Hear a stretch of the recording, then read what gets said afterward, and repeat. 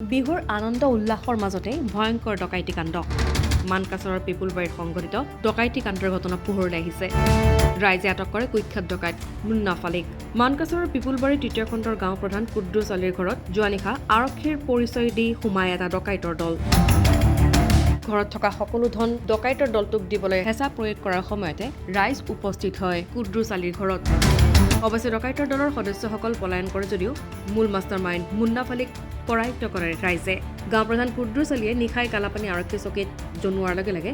আৰক্ষী উপস্থিত হৈ ডকাইতটোক গ্ৰেপ্তাৰ কৰিবলৈ সক্ষম হয় যোৱাকালি ৰাতিত টোপনি গৈছিলোঁ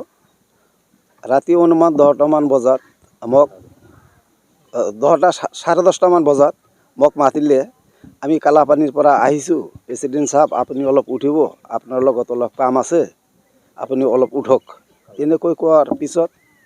আমি উঠিলোঁ উঠাৰ পিছত আমি ঘৰৰ দৰ্জাখিনি আমি খুলি দিলোঁ দি পিছত বাহিৰত আৰু এটা মোৰ গ্ৰিলৰ দৰ্জা আছে সেইটো আমি খুলি দিলোঁ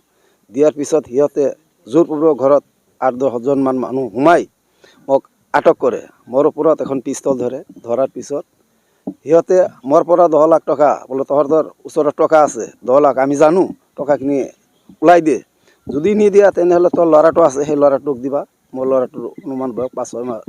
5-6 বছৰমান বয়স তাৰ নাম মাহবুব হাছান ৰাইজৰ তৰফৰ পৰা আমি দাবী জনাইছোঁ যে বহুত দিনৰ পৰা এই কিডনাপিং ডাকাতি এইবিলাক নাই ৰিপিট হয়তো এই কিডনাপিং ডাকাতি হৈ আছে আমি আইন প্ৰশাসনক এটা কথাই জনাইছোঁ যে তেখেতে যেন এইটো উচিত তদন্ত কৰি আইনেৰ আওতাত লৈ তেখেতক যেন উচিত শাস্তি দিয়ে